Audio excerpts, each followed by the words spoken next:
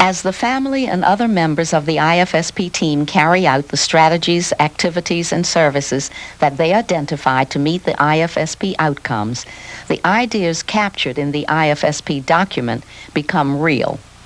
A challenge for all members of the team is to remember that the same family-centered principles that guided IFSP development must shape implementation of the plan. A few guiding principles for this landmark in the process include: resources and services should reflect a range of options that are guided by the normalization principle. Resources and services, to the extent possible, should also be community-based and provided in locations close to the family. Early intervention programs must be responsive to the broad-based needs of children and families, although no single program can be expected to provide all services to all families. Implementation of the IFSP should promote family independence and interdependence with members of the family's community. Throughout IFSP implementation, the family and other members of the team review and evaluate the extent to which the outcomes are being achieved. The appropriateness of the outcomes, strategies, activities, and services, as well as the effectiveness of the overall plan in meeting both changing child needs and family concerns, are also part of the review and evaluation process. Part H requires that the IFSP be reviewed every 6 months, with a more formal evaluation of the IFSP annually. However, the IFSP may be reviewed upon request by any member of the team. The intent is for both the process and document to be flexible and responsive to changes for the child and family. Like many other landmarks in the IFSP process, development of a transition plan is not a one-time event. It is a continuing activity that should begin as soon as possible after a child and family enter the early intervention system, but is often initiated by the time the child is 24 months. Transition plans are commonly written as outcomes within the context of the overall IFSP plan and document, and are incorporated into the periodic review process. Because this planning addresses what may be significant changes for the child and family, sufficient time and consideration must be given to family concerns and preferences. New relationships may need to be formed between family members and service providers.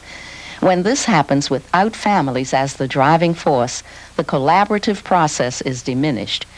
Watch what happens in this vignette to relationships and potential services when a family is not asked about their preferences or provided with complete information.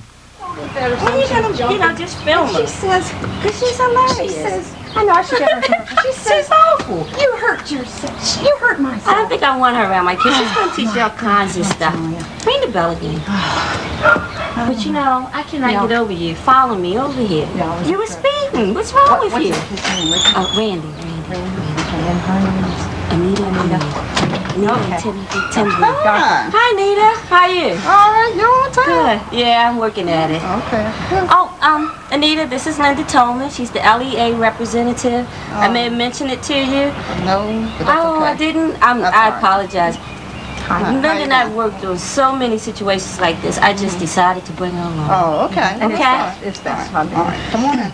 All right. It's hot outside. Yeah, it is hot. Well, it's going to get worse before it get better. You all come on in and have a seat. Thanks, Nita. Hi, Tim. How you doing? All right. You too. And you are? The LEA representative, Linda Toman. Oh, boy. Okay. Now that finally we're all together, I'm just going to take a minute to bring everybody up to speed. Linda, you and I have talked already about Randy. I told you that he's a foster child with the Greens. He's developmentally delayed. He's had a variety of services with the early intervention program. Now he's 2.5, or he's almost 3, and he's had his assessments done as we begin to prepare him for his transitions. Now, I do have a copy of the assessment. Unfortunately, Tim and Anita, you two didn't get a copy. It's not my rules, but it is the rules of the system that foster parents don't get a copy. So I did provide a copy for you all. Okay, I brought it today. Well, actually, we thought we'd get a chance to discuss Randy's test results with you today, Patricia. You know, after having worked with the school system to get services for our son Alex, we really wanted to look at all the options that were available to Randy, look at his test results, and see what was really going to be available for him once we get the test results, you know. I think this is where I may be able to be some assistance. I've looked at Randy's results and evaluations, and I'm not sure he's going to be in need of services from the school. According to the 13 handicapping conditions of the Part B services, I don't believe he's eligible for any of the services offered under Part B. Then are you telling us that even though Randy has a variety of problems, that when he turns 3, he won't get anything because he's not eligible? Listen, since I am the planning coordinator, I need to kind of just take this opportunity and tell you, first of all, that's not what we're saying. We're really not trying to say that. What we're saying is Randy can experience a different set of options. They can be school-based and community-based. They may not look like the same options that you had for your other child. And that's what we really want to try to move you towards. I think that's pretty much it. Mutual trust and respect take time to build and nurture, while sometimes taking only moments to break down. Careful thought and planning must go into the development of a transition plan and the process of development. Families should always be given opportunities to determine how, when, and how much information they want to receive about future services. You could explain our situation and Randy's assessment results, and then we talk and see if it's, worth meeting with her, because if Randy's not eligible, period, then there's really no point in meeting with her. While the transition is commonly made from the Part H system of early intervention services to Part B preschool services, how and exactly when this happens varies from state to state and amongst local jurisdictions. Many children do not enter preschool services under Part B after their involvement in Part H. While service systems vary and each child's and family's situation is different, all options should be explored under Part B and within community-based programs for all children and their families who are leaving the early intervention system. Most importantly, this must be done in ways that honor family preferences and foster family capabilities in moving from one system to another or possibly to multiple systems of service delivery. Watch in the next vignette how planning, listening to family concerns and preferences, and information sharing affect the process of developing a transition plan. Anita, Tim Green, this is Linda Tolman. She's the local education agency representative. Okay? All right, well, let's everybody sit down so we can get Thank started. you. I think I'll sit right over here. Linda, I talked to Patricia a couple of days ago, and she had told me that she spoke to you about our situation here of trying to get services for Randy, and she said you might have some suggestions for us, maybe give us some ideas. I really hope so. Okay, even though I've spoken to each one of you individually, now I need to take a minute and kind of bring everybody to the same place at the same time, information-wise. Is that okay with everybody? With Randy almost turning 3, we've already begun planning for his transition out of the early intervention program. Is everybody pretty clear on that?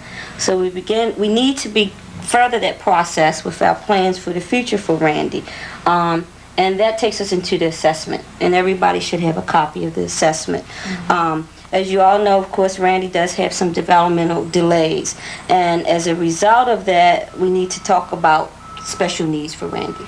Okay? Are there any questions or concerns at this point? I'd just like to say at this time that I have been impressed with the results. Patricia shared with me that Randy is a foster child, and he's been with you since he's 6 months old. I realize that early intervention services have played an important role in his progress. However, I really think your consistency of a stable home and a loving home in your caring has really been a tremendous help to him. Thanks. There really have been some challenges, but Randy really is a good boy, and he really tries hard. We try to do, as much for him as we can. And I think with us, he'll do as good as can be expected. But, we really consider him part of our family now. That's really true, but I have to tell you, even though we're really happy to see how well Randy's doing, we're concerned. Anita and I have expressed this concern to Patricia, and it's just like, you know, we've been having to fight for everything for our oldest son, Alex. We don't want to see Randy denied the services that he's entitled to. You know, those of us who have been working with the Part B system for preschool services, and particularly now starting with the Part H intervention program, we're beginning to see more and more children like Randy who do have some delays but are not necessarily eligible for or meet the criteria for Part B part of the system. While one way to look at it is that Randy won't be eligible for some services, another way of looking at it is that he is a success story. And many families have real concerns about the labels that can be placed on children within the categories of the Part B system. I guess we were just concerned about keeping the services that Randy has and trying to get whatever services we can for him. You know what? I think that's a real concern, and what we need to do is just check out all the options. Well, first, Linda, is Randy eligible for Part B or not? Right now, no. But one of the things I'd like to recommend as part of his transition plan is that we reassess Randy in 6 months to a year and looking at particular services and activities that can be identified for him, and also looking at how you're feeling about how things are going. You know, I think that's a good idea, Linda. More than likely, we'll probably have to contact his birth parents. We need to get permission from them, and we'll need to get background information, because again, we're planning for his future. It may be a little uncomfortable, but I think we can work with that. So we want to make it good for Randy and for the betterment of the entire family. I think that's going to be hard for us to do, but I do think you're right. Probably one of the best ways to start is just to kind of generate a list of his strengths and his needs. And I really would like to maybe just take a few minutes and focus on some of his strengths right now, if we could. Is that okay with everybody? Would it help if I write things down as we think of them? Anita, Tim, would you like to? Or? No, Okay. Go ahead.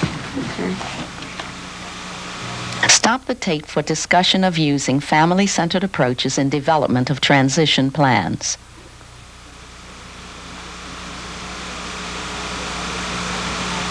It is critical throughout the IFSP process that the spirit of Part H be understood and implemented. This happens by recognizing families as the driving force and by putting into practice the principles underlying the IFSP process. Infants and toddlers are uniquely dependent on their families for their survival and nurturance. This dependence necessitates a family-centered approach to early intervention. States and programs should define family in a way that reflects the diversity of family patterns and structures. Each family has its own structure, roles, values, beliefs, and coping styles. Respect for and acceptance of this diversity is a cornerstone of family-centered early intervention. Early intervention systems and strategies must honor the racial, ethnic, cultural, and socio-economic diversity of families. Respect for family autonomy, independence, and decision-making means that families must be able to choose the level and nature of early intervention's involvement in their lives.